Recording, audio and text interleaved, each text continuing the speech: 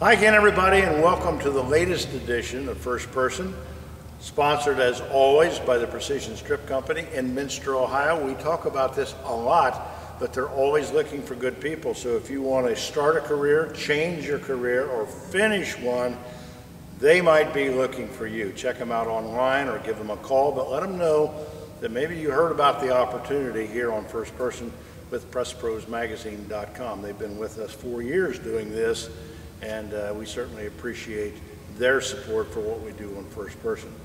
It isn't often that we get to talk to one of our charter sponsors. And the gentleman on my right here is a good friend for a long time. It's Evan English of Olde English Outfitters in Tip City. And Evan, I think back to your support of our outdoor page through Jim Morris, the late Jim Morris, the late Tom Capel. I hate to put too many of the lates in here, and now with Ray Riley. And I know there's a lot of people who write to us and say, you know, we enjoy the hunting and fishing stories of the outdoors. You've been responsible for that for 14 years, and I appreciate it. We've been happy to be on board, and this has been something that you and I talked about on hunting trips and discussed before you even got it started. So we're happy to see it grow and do what it's doing. The bad thing is we don't get to go on enough hunting trips anymore. You're busy, I'm busy. Yes, absolutely. It's tough to get together.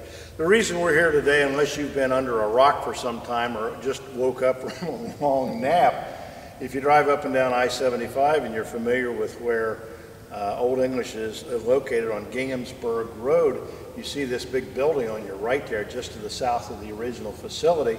And I know this is something that you're very excited about, and I think there's a lot of Olde English clientele, customers, particularly in archery, they're going to be excited about it as well. And I want to give you an opportunity to share what's going on in this building and what it's going to mean to the outdoor culture in the Miami Valley.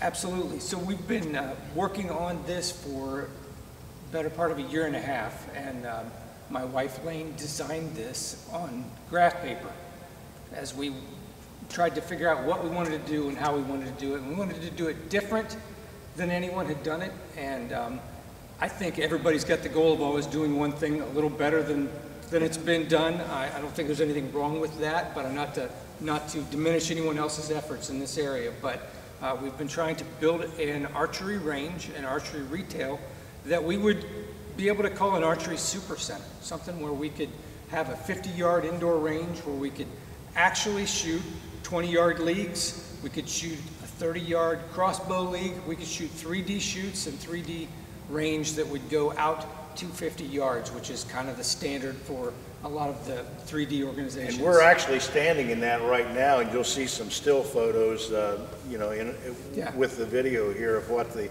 interior of that range looks like. I said to you before we push the button and go on camera, I grew up in retail, as you know. I worked selling Nikon for a long time in the photo retail business, and we used to say that it's important to change your image every 7 years, and then somebody said 5, and it may be 2 or 3 now. But I congratulate you. You and I have talked about this before, in a long time in knowing when to hold them and when to fold them, when to do something like this. And I'm sure there's people who question the economy, and people say, wow, this is a big venture for a small business and an independent business. And I'm sure that you've had some nervous moments about that too. Yes, so as we've started this project, we were under this president and under this administration, but things were pretty stable. Things have gotten softer yet, even as we went along through the project, but I think we also said before you push the button that we're going, this is our 50th year in business, and I've got to say that God's provided for this business for 50 years. What we've tried to do, it's continued to be blessed, and it's continued to have great people come in and see us that we've built relationships with. We believe that's still going to hold true regardless of what the economy is currently doing, that we're going to see the people that we want to see.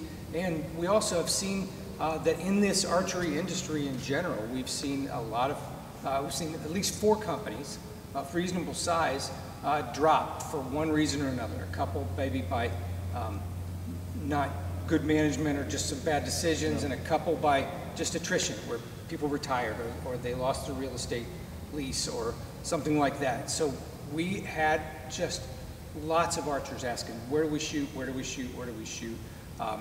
We felt like it was time for a reinvention. Again, 50 years. We've been doing the same thing in the same place now for 37 years, and it was time to try and expand that and take it a little bit bigger. At this point, I'm standing here in this huge building and I'm saying, I've had people say, yeah, 3 years from now you're going to say it's too small. I can't even fathom that at this point.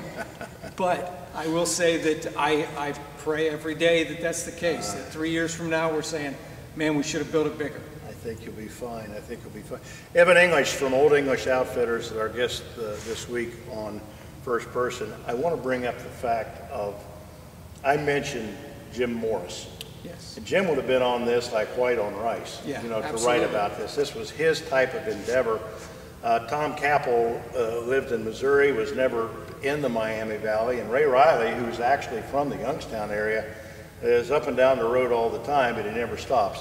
So I know those guys have kept people entertained hunting and fishing stories for a long time, and that really is your background. I know you knew your dad. He started the original store in the basement of the house, and that has been your legacy. This has been a destination for people who like to hunt and fish.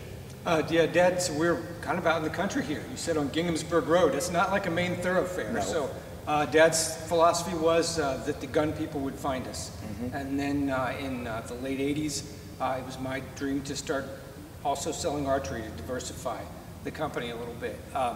So we've seen that people beat a path here. Now, in this day and age, with Google Maps and everything that there is, it's not hard to find us. If you do a search, start typing OLDE, you'll probably, and you're in this area, it's probably going to pop up. But we still believe, especially with the new visibility from I-75, it's going to bring more people to our door.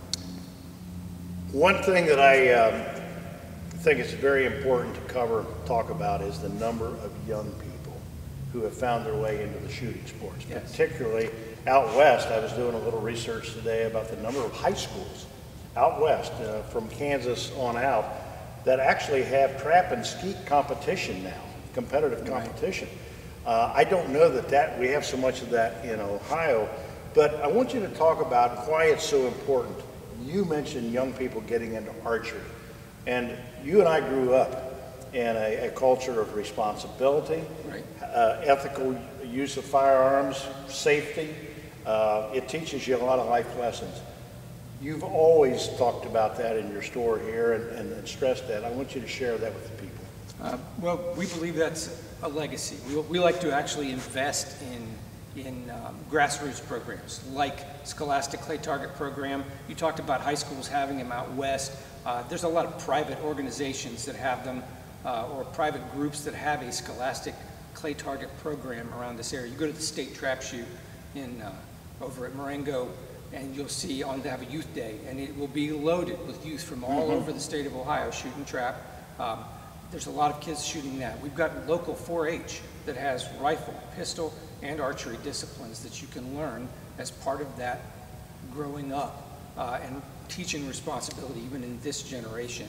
I've got 2 sons. One is currently involved in the business, Dean.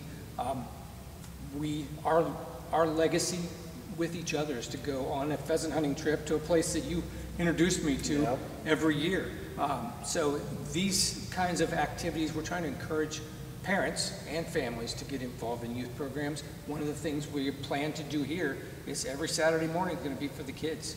We're going to have a youth program like another local organization did on Saturday mornings. So I would tell you and share with the listeners something my dad used to tell me about, kids and guns and teaching them the responsibility. Again, fear of the unknown is much worse than what you see on the 6 o'clock news. And you've done a great job over the years of dispelling fear of the unknown by just what you shared about the legacy of this store. I want to take this opportunity again. First of all, thank you for your support for the website. We're going on 15 years.